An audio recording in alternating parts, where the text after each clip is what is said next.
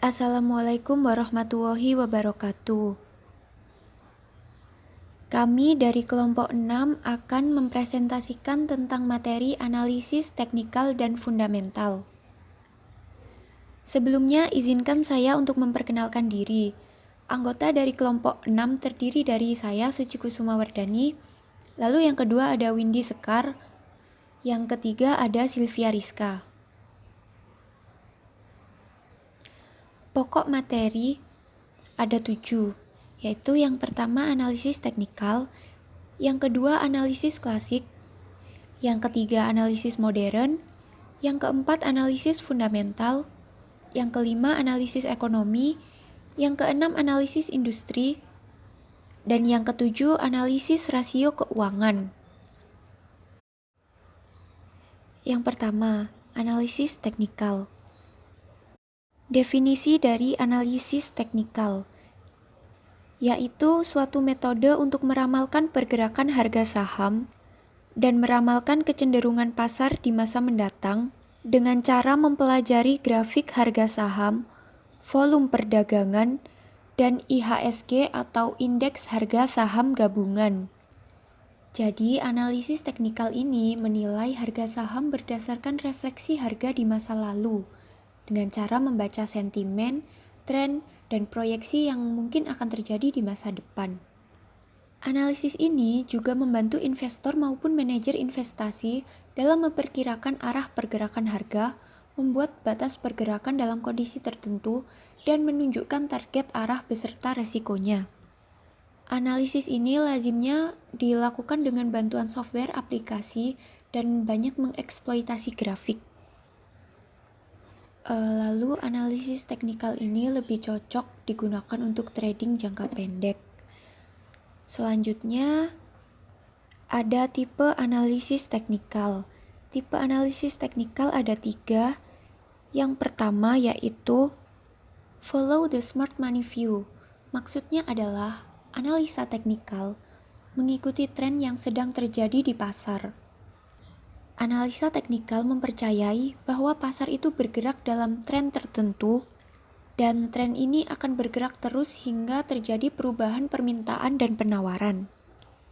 Yang kedua ada contrarian view, yaitu strategi yang berpendapat bahwa mayoritas investor saham itu salah dan kita dapat memanfaatkan kesalahan ini dengan cara mengambil posisi untuk melawan pasar atau kontra. Yang ketiga ada support and resistance level, yaitu salah satu konsep yang paling umum digunakan dalam analisis teknikal. Selanjutnya yaitu lingkup analisis teknikal.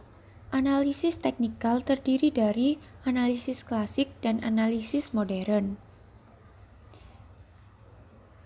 Analisis klasik yaitu metode penentuan garis penganalisa dengan opini dan argumentasi individu berdasarkan pengalaman.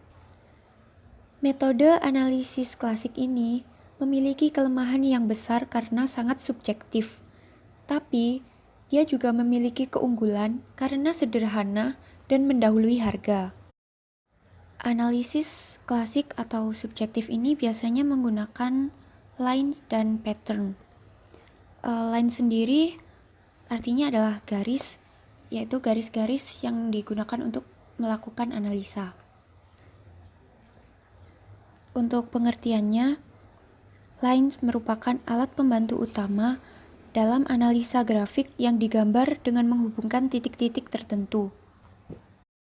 Nah, dalam line ini ada yang namanya trend line atau kecenderungan pergerakan harga.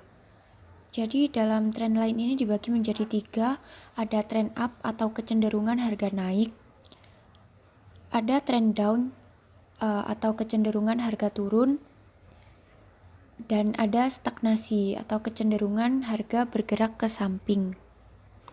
Selain itu, terdapat 4 jenis garis penganalisa. Yang pertama ada support line atau tingkat harga di mana demand dipandang cukup kuat untuk menahan harga jatuh lebih dalam. Support line merupakan batas psikologis peserta pasar untuk melakukan pembelian. Lalu yang kedua ada resistant line, yaitu tingkat harga di mana supply dipandang cukup kuat untuk menahan harga naik lebih tinggi lagi. Resistant line merupakan batas psikologis peserta pasar untuk melakukan penjualan atau sell action. Lalu yang ketiga ada sensitive line, yaitu garis horizontal yang melalui titik terendah atau tertinggi yang pernah tercapai sebelumnya. Ada dua macam sensitive line, yaitu support level dan resistance level. Yang terakhir ada channel line, yaitu garis paralel yang ditarik sejajar dengan trend line. Channel line membantu trader untuk mengetahui trading range. Nah, berikut adalah contoh-contoh grafik dari garis-garis analisa yang sudah saya jelaskan tadi. Untuk materi selanjutnya akan dilanjutkan penjelasannya oleh teman saya, Windy.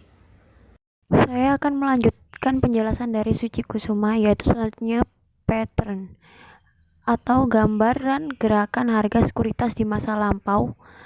Analisa didasarkan asumsi bahwa kejadian atau peristiwa di alam akan berulang mengikuti suatu pola yang pernah terjadi sebelumnya, atau yang biasa disebut dengan history repeat itself. Ada pola-pola yang penting di antaranya. Yang pertama, reversal pattern. Reversal pattern adalah suatu pola yang mengisyaratkan akan adanya pembalikan arah tren. Yang B, continuation pattern atau pola pelanjutan tren. C, character pattern, yaitu pola dalam karakter. D, pattern atau dalam grafik adalah sebuah ruang kosong antara sebuah periode trending dengan periode trending sebelumnya. Selanjutnya di sini ada grafik dari reversal pattern. Yang pertama ada double tops dan kedua ada double bottoms. Kedua ini menggambarkan sentimen pelaku pasar terhadap range level harga yang dianggap ekstrim. Ketiga ada head and shoulder top reversal. Artinya, apabila pola ini terbentuk, kecenderungan akan disertai dengan pembalikan harga besar-besaran. Yang keempat ada head and shoulder bottom reversal. Bentukan shoulder kiri yang terjadi ketika harga turun ke level terendah baru lalu rebound ke harga yang lebih tinggi. Yang kelima ada falling wedge, yaitu pola reversal yang jika terkonfirmasi akan memberikan return berlipat ganda. Yang keenam ada rising wedge, yaitu merupakan chart pattern yang mengindikasi terjadinya pembalikan trend day. Yang ketujuh, diamond pattern adalah pola pembalikan atau reversal. Selanjutnya yaitu continuation pattern. Yang pertama ada bullish flag, masuk sebuah pola berkelanjutan. Yang kedua ada bearish flags, yaitu yang memberikan sebuah perpanjangan atau kelanjutan pada trend downward yang ada. Yang ketiga ada ascending triangle, merupakan continuation pattern yang biasanya muncul pada saat uptrend. Keempat ada cup and shorts, yang menyerupai cangkir. Pola ini masuk dalam kategori pola uptrend berkelanjutan. Selanjutnya yaitu gap pattern. Ada tiga bentuk utama gap. Yang pertama breakaway gap, adalah indikasi yang baik bahwa tren baru telah dimulai. Selanjutnya yaitu maturing gap. Ini juga dikenal sebagai runaway gap, biasanya terbentuk di tengah pergerakan harga. Yang ketiga exhausting gap, pasar yang semakin berkurang. Tiga ada analisis modern, itu analisis metode yang mendasarkan analisisnya pada metode statistika melalui indikator-indikator tertentu, sehingga bersifat objektif, logis, dan umum. Memiliki keunggulan lebih dapat melepaskan diri dari faktor emosi pada saat pengambilan keputusan untuk masuk keluar pasar. Yang keempat ada analisis fundamental, adalah suatu analisa yang mempelajari hal-hal yang berhubungan dengan kondisi keuangan suatu perusahaan dengan tujuan untuk mengetahui sifat-sifat dasar dan karakteristik operasional dari perusahaan publik. Analisis fundamental terdiri atas beberapa analisa yang harus dilakukan sebelumnya. Ada analisis ekonomi, analisis industri, dan analisis rasio keuangan perusahaan. Analisis ekonomi dan pasar modal membuat keputusan alokasi penginvestasian dana dalam bentuk saham, obligasi, maupun kas. Analisis industri menentukan jenis-jenis industri mana saja yang menguntungkan dan mana yang tidak berprospek baik. Analisis perusahaan menentukan perusahaan mana dalam industri terpilih yang berprospek baik. Analisis ekonomi. Analisis ekonomi ini mempelajari tentang bagaimana kondisi perekonomian pada suatu negara pada masa sekarang dan pengaruhnya di masa yang akan datang. Beberapa ukuran aktivitas ekonomi seperti PDB, inflasi, tingkat bunga, dan fluktuasi nilai tukar. Nah, mengapa analisis ekonomi itu penting? Yang pertama, karena adanya kecenderungan hubungan yang kuat antara apa yang terjadi pada lingkungan ekonomi makro dan kinerja suatu pasar modal. Yang kedua, pasar modal mencerminkan apa yang terjadi pada perekonomian makro. Dan yang ketiga, fluktuasi yang terjadi di pasar modal akan terkait dengan perubahan yang terjadi pada berbagai variabel ekonomi makro. Contohnya seperti harga obligasi yang dipengaruhi oleh tingkat bunga yang berlaku. Analisis industri. Analisis industri ini mempelajari bagaimana keadaan kompetitif dari suatu sektor industri dalam hubungannya dengan yang lain, serta mengidentifikasi perusahaan-perusahaan yang mempunyai potensi pada suatu sektor industri tertentu. Beberapa indikator penting dalam analisa industri ada penjualan, laba, dividen, struktur modal, regulasi, dan inovasi. Jadi, dalam analisis industri ini, investor mencoba membandingkan kinerja dari berbagai industri untuk mengetahui jenis industri apa saja yang memberikan prospek paling menjanjikan ataupun sebaliknya, sehingga dapat meminimalkan resiko. Langkah-langkah analisis industri. 1. Identifikasi tahap kehidupan produk, yaitu dengan mengenali apakah industri tersebut pada tahapannya. Yang kedua, identifikasi perekonomian makro. Beberapa industri mampu beroperasi cukup baik dalam kondisi resesi. Kondisi perekonomian industri ini dibagi menjadi 3. Yang pertama, growth industry, yaitu industri yang mempunyai laba jauh lebih tinggi dari rata-rata industri. Contohnya PT Telkom. Yang kedua, defensive industry, yaitu industri yang tidak banyak terpengaruh dengan kondisi perekonomian seperti PT Unilever. Yang ketiga ada cyclical industri, yaitu industri yang sangat peka terhadap perubahan kondisi perekonomian. Contohnya PT Astra International. Analisis rasio keuangan. Untuk melakukan analisa keuangan perusahaan biasanya dilakukan dengan menggunakan analisa rasio. Yang pertama, rasio likuiditas, yaitu kemampuan perusahaan untuk memenuhi kewajiban jangka pendek. Yang kedua, rasio aktivitas, yaitu kemampuan serta efisiensi perusahaan dalam memanfaatkan aset-aset yang dimiliki. Yang ketiga, rasio rentabilitas, yaitu untuk menunjukkan seberapa besar tingkat perusahaan dalam menghasilkan keuntungan.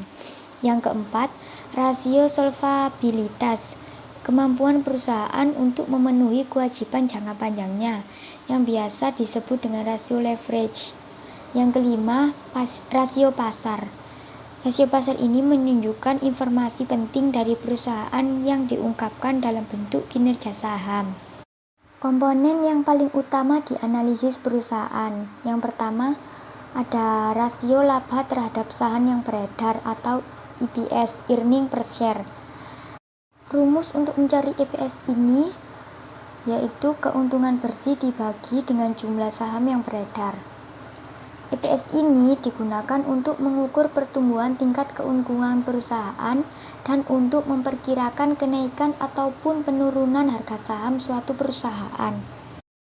Yang kedua, ada rasio harga saham terhadap laba per lembar saham atau PER, price earning ratio, dengan rumus harga saham dibagi dengan EPS. PER ini digunakan untuk membandingkan suatu perusahaan dengan PER rata-rata perusahaan dalam kelompok industri sejenis. Rasio profitabilitas utama yang umumnya dipakai dalam analisis ini yaitu ROE atau Return on Equity, dengan rumus laba bersih setelah bunga dan pajak dibagi jumlah modal sendiri. ROE ini menggambarkan sejauh mana kemampuan perusahaan untuk menghasilkan laba yang bisa diperoleh pemegang saham. Yang kedua ada ROA atau Return on Asset, dengan rumus EBIT dibagi jumlah aset. ROA ini menggambarkan sejauh mana kemampuan aset-aset yang dimiliki perusahaan bisa menghasilkan laba. Jadi, perbedaan analisis teknikal dan fundamental secara garis besar yang pertama. Pada analisis teknikal, reaksi harga saham terhadap informasi adalah lambat. Sedangkan analisis fundamental, penyesuaian harga saham terhadap informasi berlangsung cepat. Perbedaan tentang kecepatan informasi itulah yang akan mempengaruhi harga saham. Yang kedua, pada analisa teknikal, pasar tidak efisien, sedangkan analisis fundamental, pasar efisien tetapi lemah. Yang ketiga, analisis teknikal menggunakan indikator harga dan volume sebagai variabel utamanya, karena teknikalis mengasumsikan jika harga saham bergerak dalam pola tertentu dan relatif berulang dari waktu ke waktu. Sedangkan analisis fundamental menggunakan laba dan laporan keuangan untuk menganalisisnya. Yang keempat, analisis teknikal dianjurkan untuk investor dengan strategi aktif, yaitu yang melakukan trading saham hampir setiap hari. Sedangkan analisis fundamental lebih tepat untuk investor yang menggunakan strategi pasif atau buy and hold.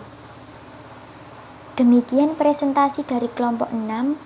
Bila ada kekurangan atau yang kurang jelas bisa ditanyakan. Wassalamualaikum warahmatullahi wabarakatuh.